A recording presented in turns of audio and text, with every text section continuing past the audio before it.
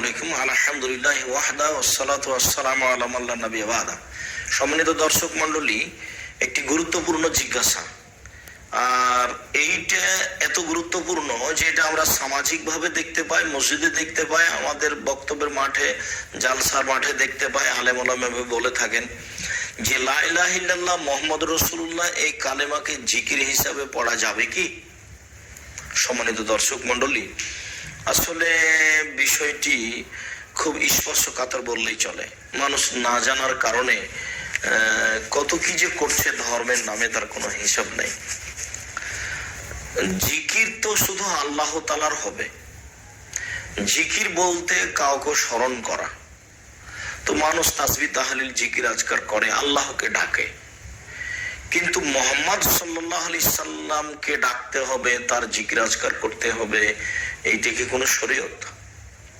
যদি আমি লা ইলাহা ইল্লাল্লাহ মুহাম্মদ রাসূলুল্লাহ দুটাকে একসাথে জিকির হিসাবে পড়ি, তাহলে আল্লাহরও জিকির করা হলো, রাসূল সাল্লাল্লাহু আলাইহি সাল্লামের জিকির করা হলো। তাহলে কেমন হয়ে গেল? তাহলে জিকির করার ব্যাপারে, তাসবিহ তাহলিল করা এবং আল্লাহকে ডাকার ব্যাপারে আল্লাহ এবং মুহাম্মদ কি একই? একজন হচ্ছেন সৃষ্টিকর্তা আর একজন হচ্ছেন সৃষ্টি বান্দা।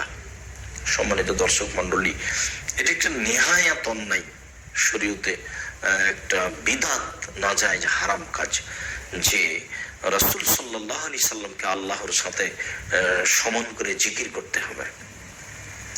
আর এইভাবে কোথাও প্রমাণ হয়নি। লা ইলাহা ইল্লাল্লাহ মুহাম্মদ রাসূলুল্লাহ এটা হলো সাক্ষী হিসেবে যখন পেশ করবে তখন দুটাকে একসাথে বলা হবে।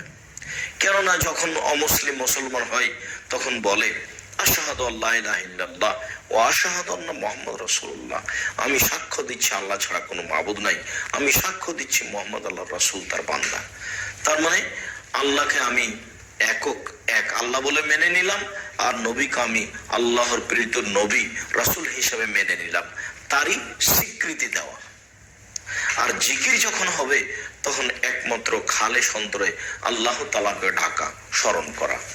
অতএব লা ইলাহা ইল্লাল্লাহ মুহাম্মদ রাসূলুল্লাহ দুইটি বাক্য মিলে জিকির করা যাবে না, যা একটি নেহায়াত অন্যায় কাজ, যা মহা পাপের কাজ।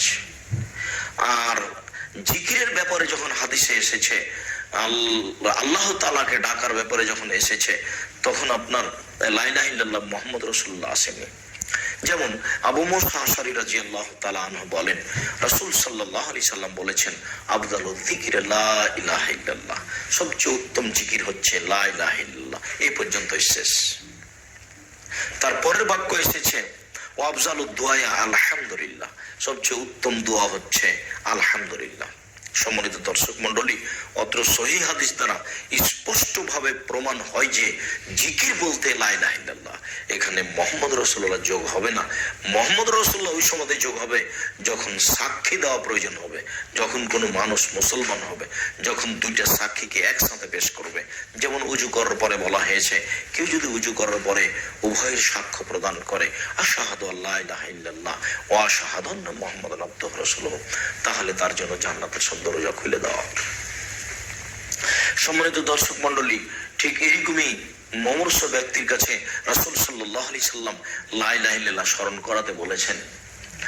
আবু সাঈদ খুদরি এবং আবু হুরায়রা রাদিয়াল্লাহু তাআলা আনহু বলেন, রাসূল সাল্লাল্লাহু আলাইহি সাল্লাম বলেছেন, লাক্কিনু মাউতাকুম লা ইলাহা ইল্লাল্লাহ, তোমরা তোমাদের মমর্ষ ব্যক্তিকে লা ইলাহা ইল্লাল্লাহ স্মরণ করাও, আল্লাহ ছাড়া কোনো মাবুদ নাই এই কথা স্মরণ করাও। মুসলিম মিসকাত 1616 নম্বর হাদিস। 1616 নম্বর হাদিসে স্পষ্ট প্রমাণ হয় যে জিকির বলতে লা ইলাহা ইল্লাল্লাহ। আর এটাকে বলা হয়েছে কালেমা তাইয়্যিবা। কালেমা তাইয়্যিবা হচ্ছে শুধু লা ইলাহা ইল্লাল্লাহ, আর কালেমা শাহাদাত আর স্বাক্ষর কালেমা হচ্ছে আল্লাহ এক আর মুহাম্মদ সাল্লাল্লাহু আলাইহি ওয়াসাল্লাম তার নবী এবং তার বান্দা। এই কথাটি আরো অন্য হাদিসে এভাবে এসেছে। মুআয ইবনে জাবাল রাদিয়াল্লাহু তাআলা আনহু বলেন, রাসূল সাল্লাল্লাহু আলাইহি সাল্লাম বলেছেন, মান কানা আখিরু কালামিহি লা ইলাহা ইল্লাল্লাহ, মানুষের শেষ কালেমা যদি হয় লা ইলাহা ইল্লাল্লাহ দাখালাল জান্নাত, তাহলে সে জান্নাতে চলে গেছে। এই কারণে মমস অবস্থায় মানুষের পাশে রাসূল সাল্লাল্লাহু আলাইহি সাল্লাম লা ইলাহা ইল্লাল্লাহ বলার জন্য আদেশ করেছেন। যে তোমরা মুমূর্ষু ব্যক্তির পাশে যান যায় এই সময়ে তোমরা তার পাশে লা ইলাহা ইল্লাল্লাহ বলতে থাকো, কেননা এই ব্যক্তিও যদি কোনো সময় লা ইলাহা ইল্লাল্লাহ বলে ফেলে তাহলে সে জান্নাতে চলে গেছে। সম্মানিত দর্শক মণ্ডলী, আমরা আপনাদেরকে বিষয়টি খুব স্পষ্ট বুঝাতে পেরেছি বলে আমরা আশা করি যে লা ইলাহা ইল্লাল্লাহ মুহাম্মদ রাসূলুল্লাহ একসঙ্গে জিকির করা যাবে না। এটি একটি ইবাদতের নামে বিদআত, নেহায়াত অন্যায় কাজ। জিকির বলতে শুধু লা ইলাহা ইল্লাল্লাহকে বোঝায়, সাথে সাথে লা ইলাহা এটুকুও জিকির নয়, সাথে সাথে ইল্লাল্লাহ এটুকুও জিকির নয়, সাথে সাথে আল্লাহ আল্লাহ এটুকুও জিকির নয়, কেননা এইভাবে জিকির প্রমাণ করা যাবে না। শরীয়তে স্পষ্ট বিদআত এইভাবে জিকির করা। কাজেই